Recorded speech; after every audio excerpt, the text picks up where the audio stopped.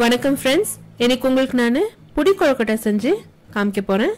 கணபதி சதுர்த்திக்கு நான் இது செஞ்சேங்க. இதுக்கு தேவையான பொருட்கள் பாத்தீங்கன்னா 2 டேபிள் ஸ்பூன் அளவுக்கு துருவி வச்சிருக்க தேங்காய், 2 டேபிள் ஸ்பூன் நெய், 1 டேபிள் ஸ்பூன் ஏலக்காய் தூள், 2 கப் அளவுக்கு அரிசி மாவு, நீங்க கடை மாவு கூட யூஸ் பண்ணலாம். இடிச்சு பொடிச்சு வச்சிருக்க வெல்லம் 1.5 கப், தண்ணி 4 கப். ஒரு பேன் மிதமான தீயில காய வச்சிருக்கோம். அதுல அரிசி மாவு சேர்த்து நல்லா வறுக்க போறோம். அரிசி மாவு எப்பவுமே நீங்க ஜலிச்சிட்டு வறுத்து நீங்க கொழுக்கட்டை மாவு தயார் பண்ணணும். அது கடை மாவா இருக்கலாம், வீட்டுல செஞ்ச மாவா இருக்கலாம். அந்த அரிசியில ஒரு ஈரப்பதம் இருக்கும். ஸோ அதுல அந்த பச்சை வாடை இருக்கும். நம்ம கொழுக்கட்டை மாவு அப்படியே நம்ம செஞ்சோம்னா பச்சை வாடை இருக்கும். ஸோ நல்லா வறுத்து இந்த அரிசி மாவை நீங்கள் ரெடி பண்ணணும்.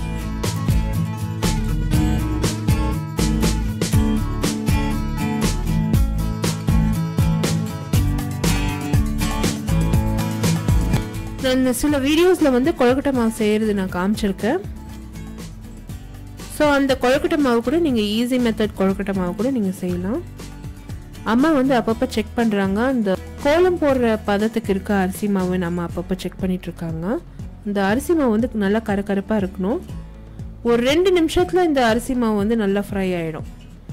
நம்ம கோலம் போடுற மாதிரி அந்த லைன் இழுக்கிறதுக்கு ஈஸியாக வந்துச்சுன்னா அரிசி மாவு ரெடி ஆயிடுச்சுன்னு அர்த்தம்.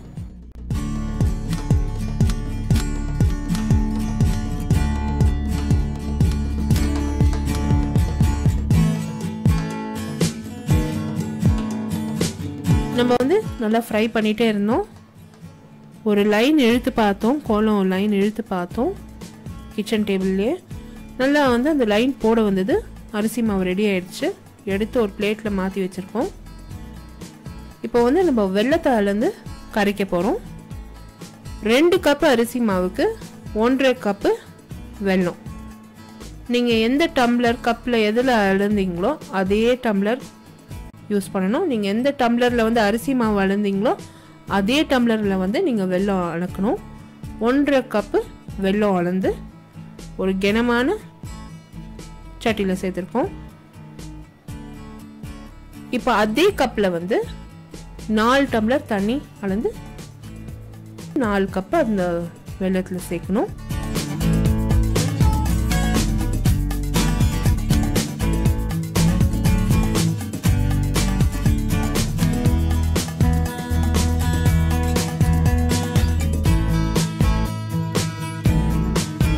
வெல்லம் நல்லா கரைக்க போறோங்க. எப்பவுமே இந்த ஸ்டெப்பை நீங்க ஃபாலோ பண்ணணும். நீங்க வெல்லம் எந்த ஒரு ப்ராடக்ட்டுக்கு யூஸ் பண்றதா இருந்தாலும் வெல்லம் ஃபர்ஸ்ட் நீங்க கரைச்சிக்கணும். ஏன்னா அதுல தூசு நிறைய இருக்கும். இந்த தூசு வயிற்றுல சேர்ந்தா நல்லதில்லை. ஸோ மிதமான தீயில இந்த வெல்லத்தை வச்சு நல்லா கலரிட்டே இருங்க. அது நல்லா கொதி வரணும், அவ்வளோதான். வெல்லம் கரைஞ்சா போதும். இது நம்ம பாகெல்லாம் எடுக்க போகிறது இல்லை. இப்போ நல்லா வெல்லம் கரைஞ்சி வந்திருக்கு பாருங்க. ஸ்டவ் ஆஃப் பண்ணிட்டு இது வடிகட்டிட வேண்டியதுதான். அரிசி மாவு வறுத்திருக்க பேன்லேயே அந்த வெள்ளை தண்ணியை நம்ம வடிகட்டிட போகிறோம்.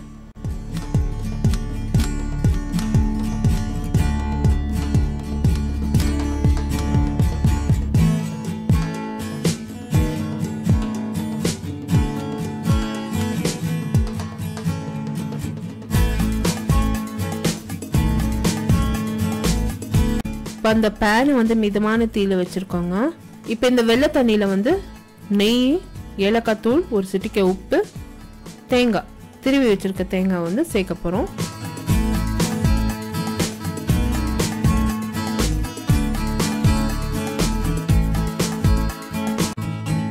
மிதமான தீயில அந்த தண்ணியை கொதிக்க வச்சிருக்கோங்க.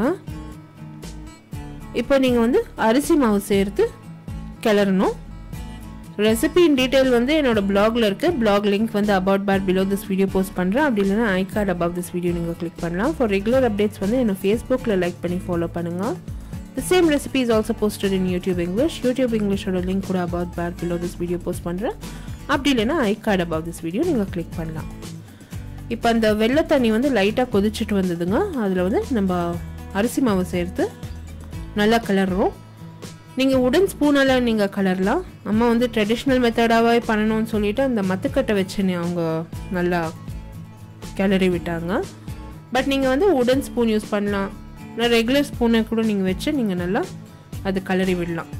இந்த மாவு வந்து கட்டி முட்டி தட்டக்கூடாது, அவ்வளோதான். ஸோ நல்லா வந்து கிளறிட்டே இருங்க. அந்த மாவுலேருந்து இந்த பிசுபிசுப்பு தன்மை போகணும், பால் கன்சிஸ்டன்சிக்கு வரணும், மாவு நல்லா உருண்டையாக வரணும். அது வரைக்கும் நல்லா கிளறிட்டே இருக்கணும். இப்போ பாருங்கள், அந்த பால் கன்சிஸ்டன்சி வந்துருச்சு. அந்த மாவு வந்து சைட்ஸ்லலாம் விட்டு அந்த பால் கன்சிஸ்டன்சி வந்திருக்கு. இப்போ இந்த மாவு வந்து அடுப்புலேருந்து இறக்கி வச்சு நல்லா ஆற வைக்கணும். இந்த புடி கொழுக்கட்டையை வந்து நீங்கள் ஜல்லடை பாத்திரத்துலனா நீங்கள் ஸ்டீம் பண்ணலாம், அப்படி இல்லைன்னா இட்லி தட்டில் கூட நீங்கள் ஸ்டீம் பண்ணலாம். அம்மா எப்போவுமே வந்து இந்த ஜல்லடை பாத்திரம் தான் யூஸ் பண்ணுவாங்க, கொலாண்டர் தான் யூஸ் பண்ணுவாங்க. இந்த கொலாண்டரில் வந்து நம்ம வாழையில கட் பண்ணி சேர்த்து அந்த வாழையிலைக்கு நெய்யை பூசி கொழுக்கட்டை வச்சு ஸ்டீம் பண்ணுவோம். இந்த ஜல்லடை பாத்திரத்தில் வந்து ஓட்டை பெருசு பெருசாக இருக்குது. ஸோ அதனால் வந்து கொழுக்கட்டை வந்து சீக்கிரமாக ஆவி கட்டி சீக்கிரமாக வெந்து போயிடும். அதனால தான் அம்மா வந்து இது யூஸ் பண்ணுறாங்க. நீங்கள் இட்லி தட்டில் கூட வச்சு நீங்கள் ஆவி கட்டலாம். இப்போ அந்த வாழையிலைக்கு நல்லா நெய் பூசிட்டோம். செஞ்சு வச்சுருக்க கொழுக்கட்டையை இதில் வச்சு நம்ம வந்து ஸ்டீம் பண்ண போகிறோம். ஆனால் இந்த கொழுக்கட்டை எப்படி செஞ்சோன்னு இப்போ நான் காமிக்கிறேன். இது ஒரு பிரமாதமான ஒரு பிரேக்ஃபாஸ்ட் ஐட்டம்ங்க. இப்போ ஒரு சின்ன சின்ன உருண்டையாக எடுத்து நம்ம நல்லா உருட்டி அது வந்து பிடிச்சோம்னா போதும். இந்த கொழுக்கட்டைக்கு பேரே வந்து புடி கொழுக்கட்டை. குழந்தைங்க ரொம்பவே விரும்பி சாப்பிடுவாங்க. இதில் தேங்காய் இருக்குது, ஸ்வீட்டாக இருக்கும், அண்ட் ரொம்பவே ஈஸியாக இருக்கும் சாப்பிட்றதுக்கு. இது வந்து நீங்கள் சதுர்த்திக்கு தான் பண்ணணும், விநாயகருக்கு தான் பண்ணணும்னு இல்லை. நீங்கள் வந்து பிரேக்ஃபாஸ்ட் ஐட்டமாக செஞ்சு நீங்கள் குழந்தைங்களுக்கு கொடுக்கலாம். இது ஒரு நல்ல ஹெல்தி ஃபுட். இது ஜாகரி இருக்குது, அரிசி மாவு இருக்குது, தேங்காய் இருக்குது, நெய் இருக்குது. ஸோ வந்து குழந்தைங்களுக்கும் ஒரு ஹெல்தி ஃபுட் இது. நீங்கள் வந்து டிஃபனுக்கு இது செஞ்சு குழந்தைங்க பெரியவங்க எல்லாருமே வந்து இதை நீங்கள் சாப்பிட்லாம். செஞ்சு வச்சுருக்க கொழுக்கட்டையை ஜல்லடை பாத்திரத்தில் வச்சுருக்கோம். அதை வந்து ஆவி கட்ட போகிறோம். குக்கரில் வந்து தண்ணி விட்டு நல்லா ஆவி கட்ட போகிறோம். ஒரு 10 நிமிஷத்தில் இந்த கொழுக்கட்டை வந்து ரெடி ஆகிடும். ஒரு 10 மினிட்ஸில் இந்த கொழுக்கட்டை ரெடி ஆகிடுச்சு பாருங்கள். கண்டிப்பாக இந்த ரெசிபி ட்ரை பண்ணுங்கள் ஃப்ரெண்ட்ஸ். இந்த ரெசிபி இன் டீட்டெயில் அலாங் வித் டிப்ஸ் என்னோடய பிளாகில் இருக்குது. பிளாக் லிங்க் வந்து about by below this video இருக்குது. அப்படி இல்லைன்னா ஐ கார்டு அபவ் திஸ் வீடியோ நீங்கள் கிளிக் பண்ணலாம். ஃபார் ரெகுலர் அப்டேட்ஸ் என்னை வந்து ஃபேஸ்புக்கில் லைக் பண்ணி ஃபாலோ பண்ணுங்கள். The same recipe is also translated and posted in YouTube English. எல்லா லிங்க்ஸுமே about by below this video இருக்குது.